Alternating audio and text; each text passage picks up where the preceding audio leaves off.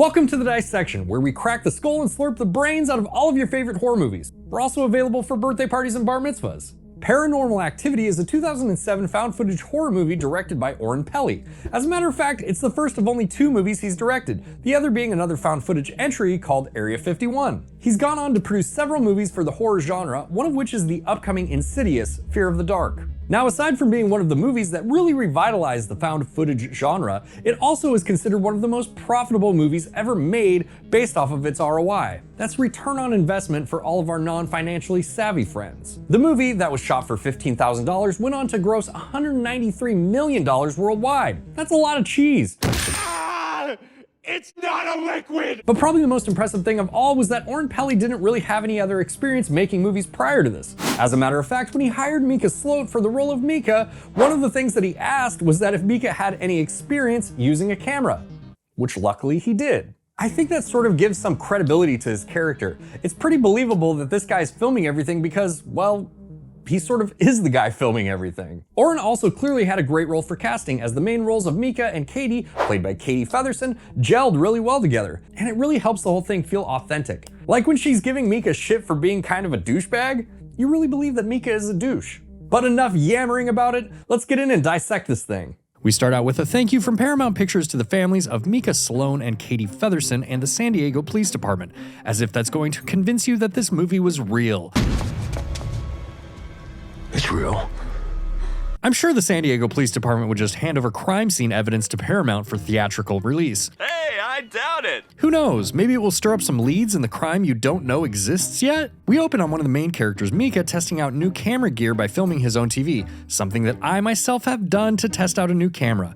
Don't judge me. He films his partner Katie arriving home, and she finds out that Mika has spent half of what he made today on this new piece of gear in order to capture whatever paranormal phenomena is occurring in their house. And here we get our first impressions of Mika, who seems like one of those guys that likes to grunt at the gym but never re-racks his weights. Or wipes up his own butt sweat. Mika suggests that the neighbors are obsessed with Katie and playing jokes on them, but Katie informs him that this weird phenomena has been happening since she was 8. I think Mika also implies that he would murder one of the neighbor kids with a knife, but to be honest, that kinda seems like normal behavior for him. The couple continues to do their normal evening routine while Mika continues to say douchey things and test his uber expensive camera gear. They hear soft knocking noises coming from the kitchen and investigate, just to find out it's the damn ice maker. And don't deny it, that's relatable. We've all jumped to sounds from our ice makers in the middle of the night. An acceptable second option would have been the dishwasher starting its delayed run cycle. Mika tries to get a striptease out of Katie because why wouldn't he? I'm sure half of the motivation for him buying this camera was to produce a homemade sex tape. He seemingly has a problem with taking no for an answer. He probably smells like aqua velva too. They try to find out where to put the camera, and after settling on the hallway, which, by the way, I'm really glad that they explain how he is able to film all night long as well. Okay, now hook up the firewire. They take all their blankets off the bed to make a fort or something. It actually genuinely weirds me out that they're only sleeping with their sheets. I mean, I guess it's hot in San Diego, but still, man, it's a weight thing. After the couple turns in for the night, we are shown a clip of what happened during their sleep at 2:08 a.m. There's a low hum, creaking floors, and what sounds like keys falling. You know, just normal creepy ghost shit. The next morning, the couple discusses breakfast options while Mika examines his camera. He's also wearing a CoinNet shirt, which is a dealer-to-dealer trading website, so now we know why he was able to afford the camera without having to leave home. Or get dressed. Katie discovers her keys on the floor and Mika brushes it off, even though he's the one who bought the camera to catch paranormal phenomena. I mean, so far you're doing a pretty shit job, Mika.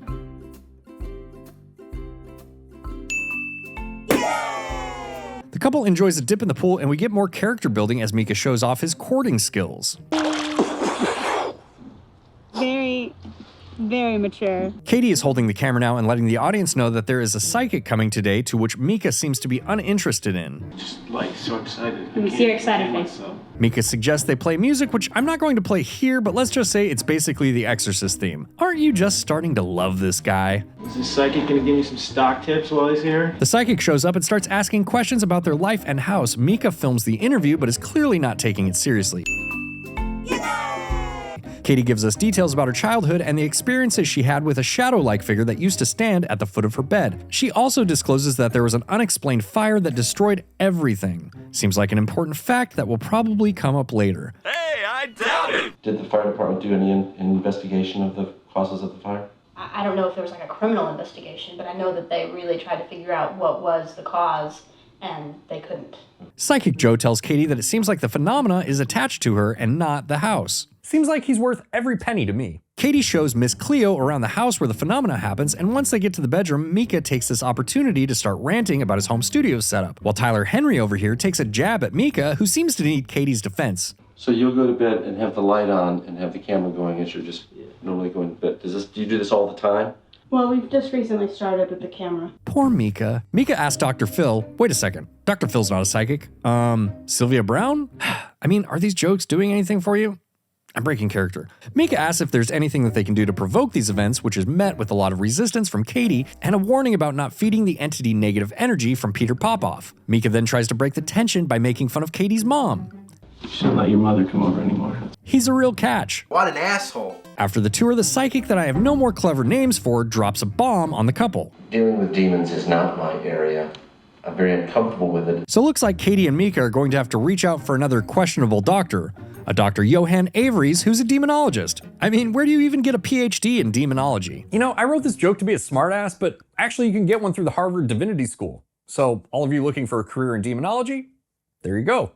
Mika chimes in with one of his brilliant bargain bin ideas to communicate with the demon using a Ouija board. Ouija. What is a Ouija board? How do you make a Ouija board? Whatever. And giving it what it wants. Yeah! And with the sort of patience you would address a toddler who asks why they can't have jelly beans for dinner, the psychic very calmly and condescendingly tells Mika, Because what it probably wants is Katie. And if you do pick up a board and try to play games with it, the entity will sense that you're trying to communicate with it. And that's opening the door, inviting it in. Do you understand me? Something tells me that Mika doesn't even understand magnets. How do they work? Katie finally feels some relief, like she has some support besides this man boy who decided to film her all day while also trying to get her to make porn, and Mika has nothing constructive to contribute to the conversation as usual. That demon guy? No, don't. Seriously. Which is a weird prejudice to have, seeing as how you just bought a bunch of presumably expensive camera gear to catch paranormal activity. Mika pleads with Katie to not call the demonologist, and she compromises that she will only call if it gets worse. And then Mika tries to, again, proposition Katie for filmed sex acts. She, of course, denies him, so he settles for filming her poop outside the bathroom door. Mika's like one of those little dogs who won't stop humping your leg, but with no redeemable qualities. Mika proceeds to try and film them having sex anyways, and Katie shuts that shit down. That is not the standby light, that's the record light. Don't lie to me. You know, if Mika spent as much time trying to capture paranormal phenomena as he did trying to non-consensually film his girlfriend, we might actually have some hard proof on tape at this point. We get a time lapse of the couple sleeping until, on the dot at 2:09 in the morning, we hear that low humming noise again. Almost like there's a train going by, but this time the door ever so slightly moves. Mika's alarm wakes the couple up at 6:14 a.m. and he checks the footage from the night before to find the moving door. Katie is a little impressed by Mika's ability to capture the phenomena, but he completely disregards what the good psychic said and antagonizes Katie to try and get the ghost back. The guy told you, man, it's a demon, not a ghost. What a chode. And Katie isn't into it at all. I'm not interested in that. I just want him to go away. Later that day, Mika saves Katie from a spider and then tries to antagonize the demon again. Is part of your master plan just to move the door? Or are you just doing random shit? Bad idea, Mika. Mika starts reading, which to be honest, I'm kind of surprised he can, and tells Katie, Well, basically it could be two things. Could be a ghost, or could be a demon. Good thing we have you on the case. I really hate that man. Mika seems more concerned with capturing something for the novelty of it or even some sort of financial gain rather than actually helping his girlfriend, even when she tries to tell him that she doesn't like the filming and it makes her uncomfortable. But Mika basically says he's just gonna do it anyway, and then he locks the doors and windows because that'll definitely keep a demon out. We get another time lapse of the following night, only this time the humming noises come at 2:55 a.m., and we get a jump scare as Katie is jarred awake by a nightmare that gave her a headache. The couple hears a loud bang downstairs, and Mika goes to check it out. After turning up empty-handed, he proceeds to antagonize the demon again. That's all you got. The next day, Mika interrupts Katie's bedtime to show her and her friend the audio from the night before. He takes this as an opportunity to once again completely ignore the advice of the psychic and aggressively suggests getting a Ouija board. Katie reminds him that, no. and Mika pouts about it like a kid that just lost his PlayStation privileges. She makes him promise that he won't buy a Ouija board, which you know he's gonna do anyways. I mean, look at his smug ass. There hasn't been any paranormal activities in a while, so Mika decides to try and stir some up to Katie's disapproval. But that night at 3:14 in the morning, they are woken to a thumping and then... See what you did, Mika? Don't feed the bears, man. The couple go downstairs to try and film whatever made that ungodly noise, and there's nothing to be found other than a swinging chandelier. They go back to bed, even though they can still hear the soft thumping sounds of footsteps. The next morning, Mika is thrilled that he captured something on this very expensive camera. So seriously, what did you throw down for that? Well, about half as much as I made today. And Katie is concerned that Mika doesn't take it seriously and it's escalating the problem, which, let's be real, he totally is. Guy is a turd sandwich. They discuss the events from the previous night, and Mika remarks that sounded like it was like sounds coming from a wall or ceiling or something. Which is notable, and we should probably remember that factoid. Later on, Mika does an EVP experiment, and you can already tell where this is going to go. Let's make the demon as mad as possible. He asks the demon if it would be more comfortable communicating with a Ouija board, to which the demon replies in that very low rumble again, which Mika discovers when he listens back to the EVP. Be happier to talk with the Ouija board? Whoa. Dumbass. That night, Katie wakes up at 1:36 a.m. and gets out of bed just to stare at Mika like a creep for hours before walking off screen. Mika wakes up to find her outside on the porch swing. She's not interested in being on camera or coming back inside and tells Mika to go away.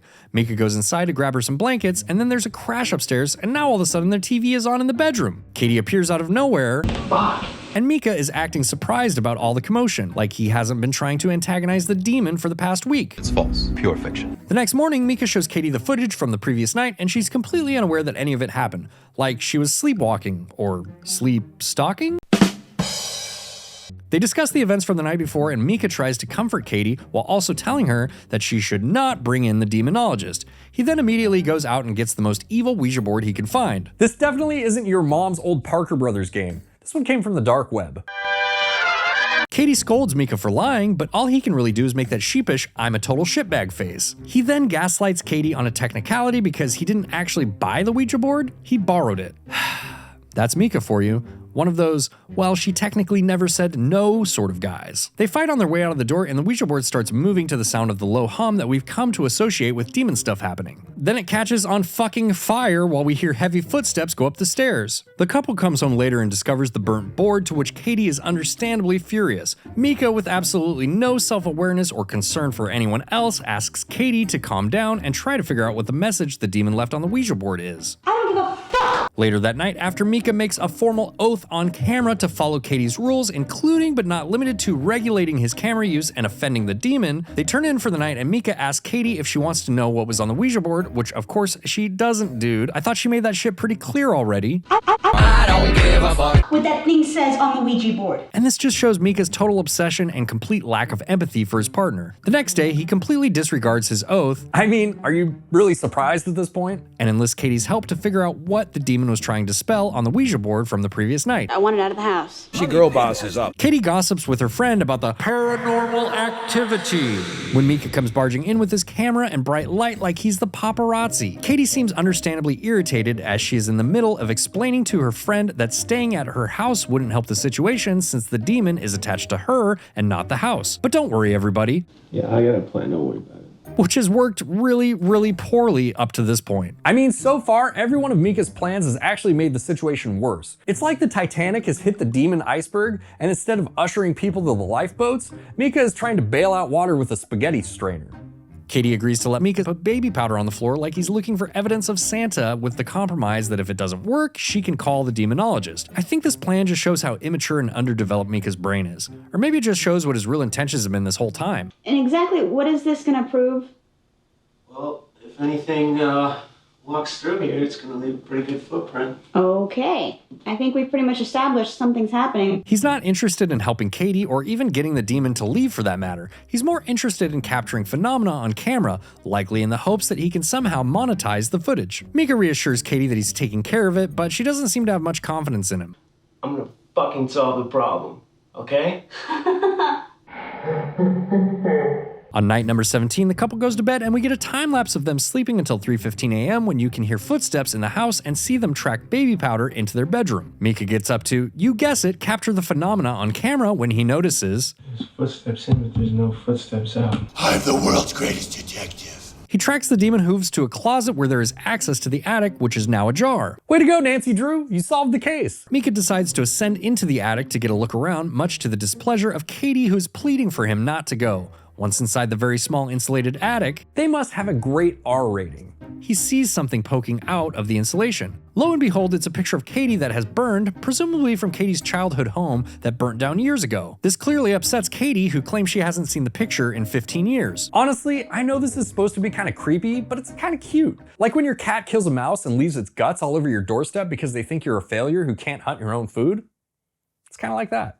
The next day, Mika shows Katie the enhanced footage from the prior night in which you can clearly see the footsteps entering their room. Katie confronts Mika about his plans, only making things worse, and insists that they call the demonologist. Mika protests, which causes an argument between he and Katie, and you know what? She's totally right. Mika has been a complete dick and tried to antagonize a demon at his girlfriend's expense for his own entertainment. You know, it's kind of hard to tell at this point what Mika is more upset about. That his wife has to go to another man for protection, or that he's about to lose the subject material he spent a half day's earnings from CoinNet on. And then Katie shuts him down. No, you haven't been having any progress, and you're not in control. It is in control, and if you think you're in control, then you're being an idiot. Well, duh. Way to go, Katie. We're all tired of Mika's shit also. Katie tries to call the demonologist, but he's out of town. Nice timing. She re-enlists the help of the psychic that I've completely run out of names for and who herein will be referred to as Jeff, who agrees to come to the couple's house the next day. We are now on night 18 at 3:53 a.m. and the demon is starting to get brazen in its nocturnal activities. It's stomping around the house, drinking beer out of the fridge, and even leaving the seat up after it takes a tinkle. We see it turn the lights on and off and slam the bedroom door, and when Mika approaches the door, it bangs on the other side.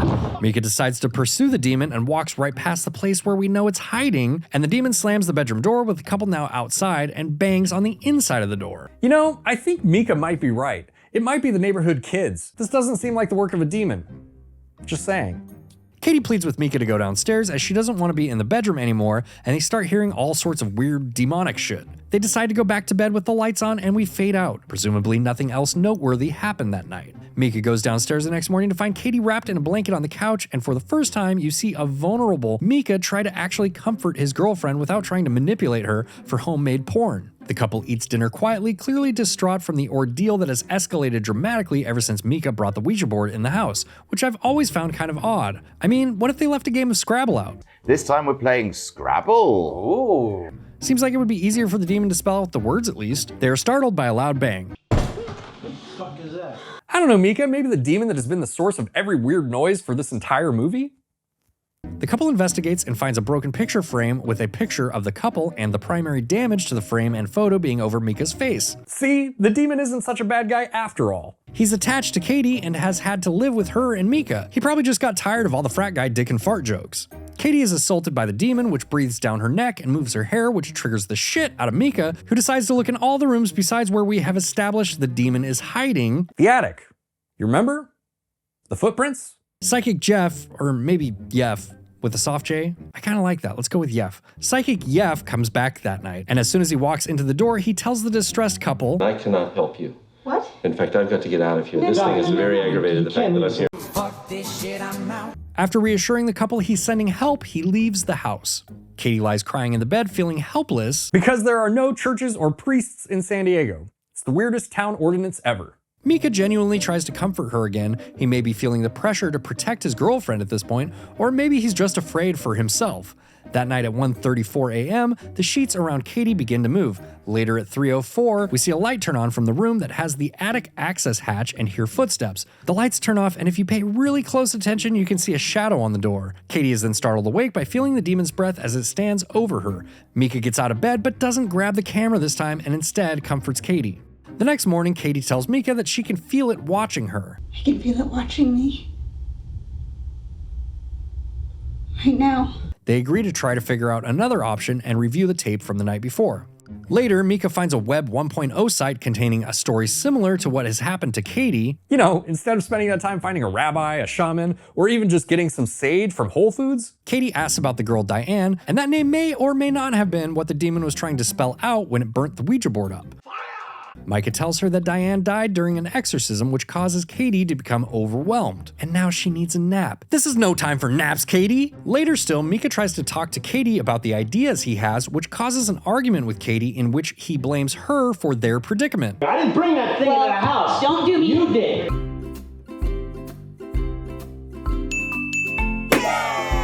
Shortly after, Mika tries to comfort Katie, on camera of course, because this is a movie for Christ's sake, who is sobbing uncontrollably on the floor. Cut to footage from night 20 at 4:31 a.m. and we see the same shadow figure walk into the bedroom, only this time it pulls Katie right out of the fucking bed. It drags her screaming out of the room as Mika follows in pursuit to save her. He eventually is able to get her free and brings her back to the bedroom where the couple looks on at the empty night in complete despair. The following morning, Katie pleads with Mika to leave the house and he agrees, even though they know that technically leaving doesn't do them any good. Mika, still being the budding filmmaker, asks to get a shot of Katie's back, which looks like it has a bite mark. When it's time for them to leave, Katie seems like all of the life has been drained out of her. Mika pulls the cross she's clutching out of her hand.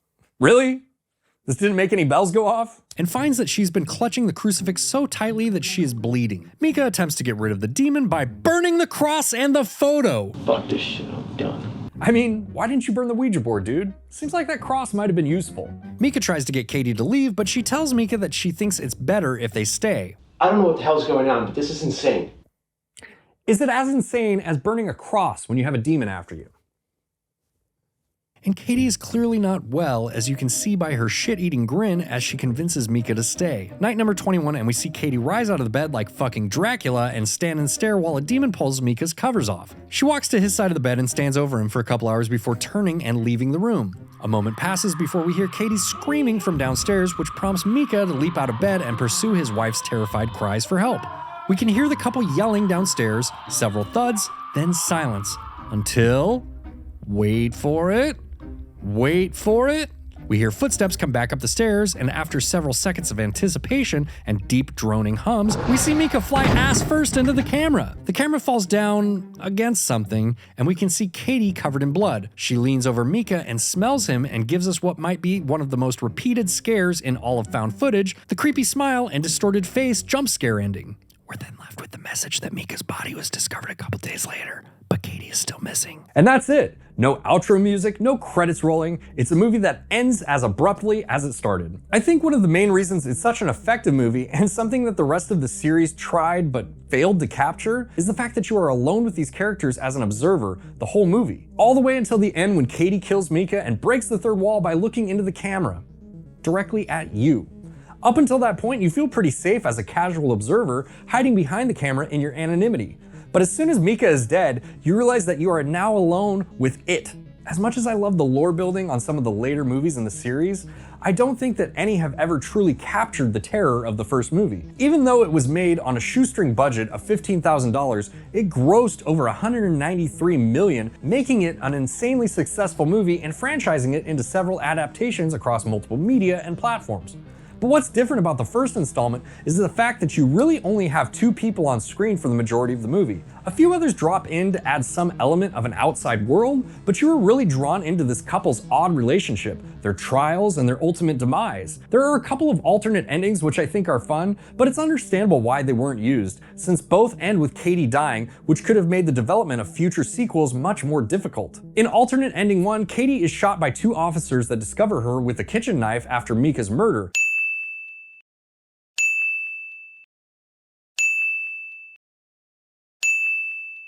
In alternate ending number 2, Katie slits her own throat, and to be honest, I like the idea of both of these endings, but I think they made the right choice here. On top of the option to be able to turn this into a bunch of sequels, there's a much more unsettling feeling knowing that Katie is still out there. She got possessed, murdered Mika, and now is on the loose somewhere in San Diego. I know this movie really divides some people, but I still remember seeing this in theaters for the first time and having trouble sleeping that night because I swear I could hear something crawling around in the attic above my bedroom.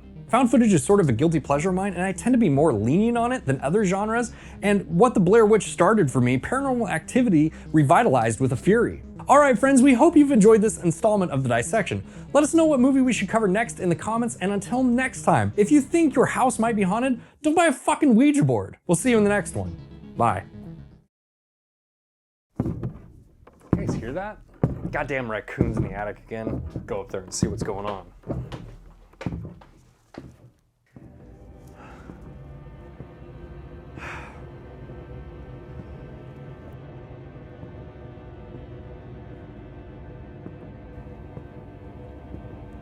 Whoa, what is that?